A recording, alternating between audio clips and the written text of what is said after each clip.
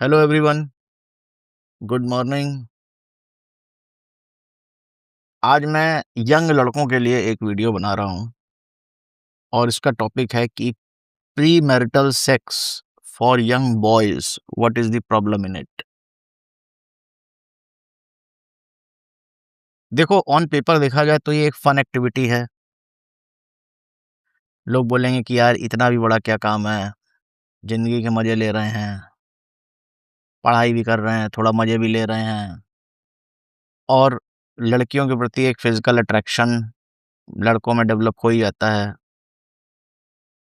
2-3 girlfriend भी बन सकते हैं आपकी बड़ी आसानी से और उसके बाद आप फिजिकली इंटीमेट रिलेशनशिप भी उनके साथ बना सकते हैं। बट प्रॉब्लम क्या है?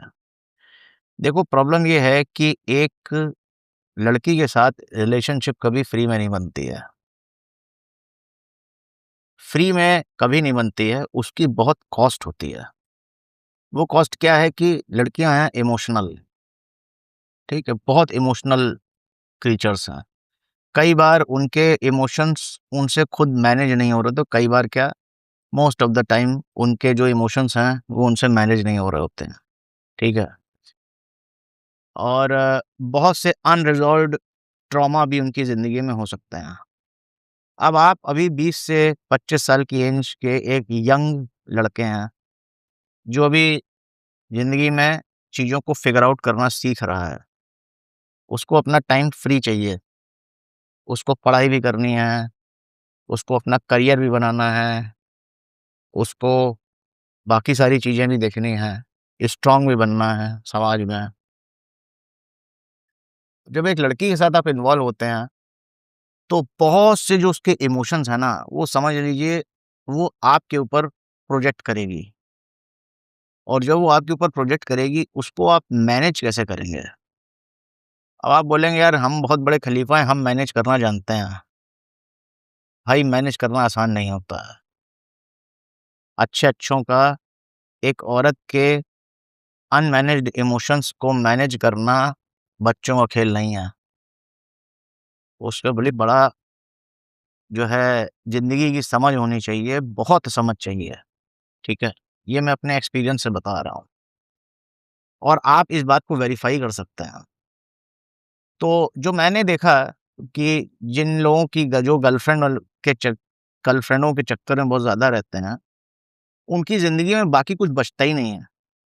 जैसे एक खाली चैम्बर हो, अगर उसमें मैं थोड़ी-सी भी गैस डाल दूँ, ठीक है? तो वो गैस जो है, वो उस पूरे चैम्बर को ऑक्यूपाई कर लेगी। The same thing is with girls. अगर आप किसी के साथ ऐसी रिलेशनशिप में इन्वॉल्व हो जाते हैं और प्रोवाइडेड आपके पास वो मैच्योरिटी नहीं है उसको हैंडल करने की, ठीक है? तो it becomes very difficult to handle those emotions और उसका नतीजा क्या होता है कि आप डिस्ट्रैक्ट हो जाते हैं, आपकी लाइफ में कोई पर्पस नहीं बचता है।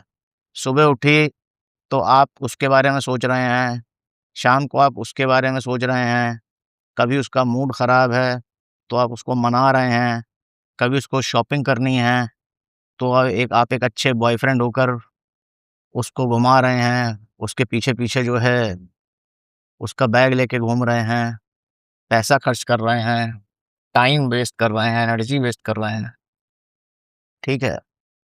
तो see women demand a lot of energy out of you और lot of resources out of, और रिसोर्स क्या हो सकता है? Money, time and mental space, ठीक है? अब अगर किसी को अपना करियर बनाने पे ध्यान देना है, मगर उसकी गर्लफ्रेंड का हर समय मूड ही खराब रहता है, क्या करेगा वो आदमी? ठीक है? तो मैं किसी को ये नहीं कहता हूँ कि तुम अपनी सेक्सुअल अर्जेस को दबाओ। दबा पाना तो किसी के लिए संभव नहीं है। बट मैं ये ज़रूर कह रहा हूँ कि इसका क्या रिस्क है, आप इसको समझिए। आपकी लाइफ़ एज़ अ मैन, अगर आप एक यंगस्टर हैं, 20 से 25 साल की उम्र में हैं, ठीक है? आपकी life as a man destroy हो सकती है। वो इतना ऑक्यूपाई कर लेगी आपको, इतना ऑक्यूपाई कर लेगी कि आपके पास कुछ करने के लिए समय ही नहीं बचेगा। और जब समय नहीं बचेगा, तो फिर आप जीवन में मतलब फिर कहीं पहुँचेंगे नहीं। आपके जो सबसे बड़े फॉर्मेटिव ईयर्स हैं, वो ईयर्स डिस्ट्रॉय हो गए।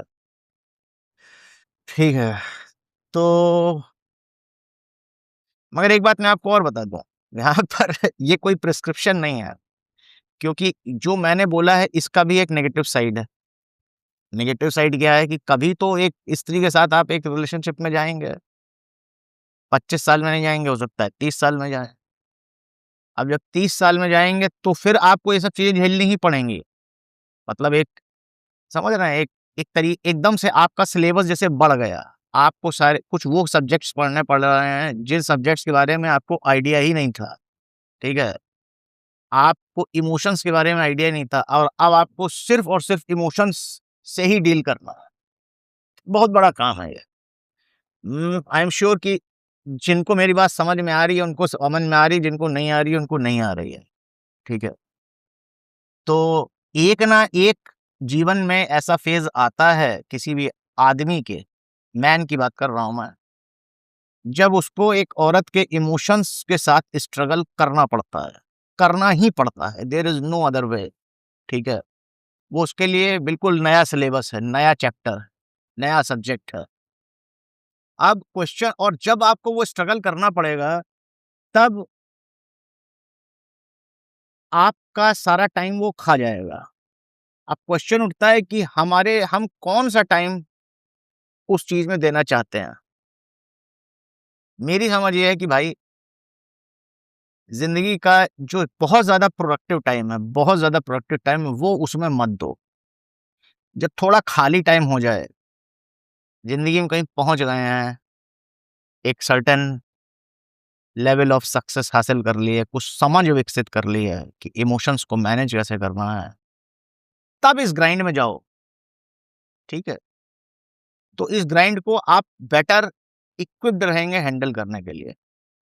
मगर एक अगर 20-22 साल का लड़का है, 24 साल का लड़का है, वो गर्लफ्रेंड्स ही बनाता जा रहा है और उसके बाद वो उसको इमोशनली कैप्चर कर रही हैं। It becomes a very difficult thing for a man to handle it. मैं यहाँ पे किसी को स्केयर नहीं करना चाहता हूँ कि बी स्केयर्ड ऑफ गर्ल्स। नहीं, गर्ल्स के साथ देखो, जैसे हमको एक ज़ू कीपर की तरह रहना है। एक ज़ू कीपर जो होता है, वो सारे जानवर जो होते हैं ना, उनका बिहेवियर समझता है। वो शेर को भी खाना देता है, साँप को भी खाना देता है, मगरमच्छ को भी खाना देता है, but at the same time उसको पता है कि मेरा ये जो जानवर है, ये मेरा पालतू जानवर नहीं है और इसके साथ मुझे क्या प्रिकॉशंस रखने हैं।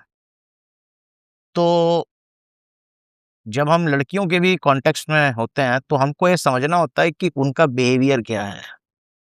उन उस बिहेवियर के हिसाब से and they are emotional creatures, ठीक है? वो आपकी तरह नहीं है, उनके दिमाग में हज़ारों लाखों चीज़ें एक साथ चल रही हैं, उनको एक साथ बॉदर कर रही हैं।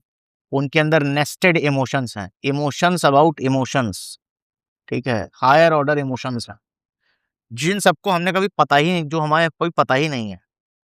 और जब आपको वो हैंडल करने पड़ेंगे, trust me, it is not an easy thing, it is not an easy thing. All main struggle for this almost their entire life, ठीक है? तो वो स्ट्रगल करनी ही है। मैं ये नहीं कह रहा हूँ वो स्ट्रगल आपको बाग आगे जाके नहीं करनी पड़ेगी, करनी ही पड़ेगी। But at the same time आपके जो प्रोडक्टिव ईयर्स हैं, वो थोड़े से बच जाएँगे। तो एक इमोशनली स्टेबल लड़की मिल जाए तो ठीक है, आप उसके साथ एक अच्छी रिलेशनशिप बनाइए। क्यों एक कैजुअल रिलेशनशिप बनानी है, अगर बन पाए तो। But again it's a wishful thinking, let me be very clear. It is very, very rare to find a woman who is very emotionally stable. It's very rare, it's not easy. तो अगर मिलती है तो बिल्कुल आप करिए और बाकी ऐसा नहीं है कि लड़कियों के साथ बात नहीं करनी चाहिए, बातचीत करिए, सब करिए, बट उनको समझना है। आपको ये समझना है कि ये मतलब इट इज़ या जो मैं देख रहा हूँ अपने कॉलेज में, अपनी जिस गर्लफ्रेंड से बात कर रहा हूँ या जिस लड़की के प्रति मैं अट्रैक्टेड हूँ, वो सिर्फ़ एक टिप ऑफ द आइसबर्ग है। अभी सिर्फ़ आपको उसका गुडी-गुडी सिनेरियो दिखाई पड़ा है। जब आपको उसका एक अनमैनेज्ड इमोशंस के साथ हैंडल करना पड़ेगा ना, then it will be a different ball game altogether. तो मैं यहाँ किसी को स्केयर नहीं करना चाहता हूँ, बट मैं कहता हूँ भाई थोड़ा कॉशियस रहो। कॉशियस रहना ज़रूरी है, ठीक है? Thank you very much.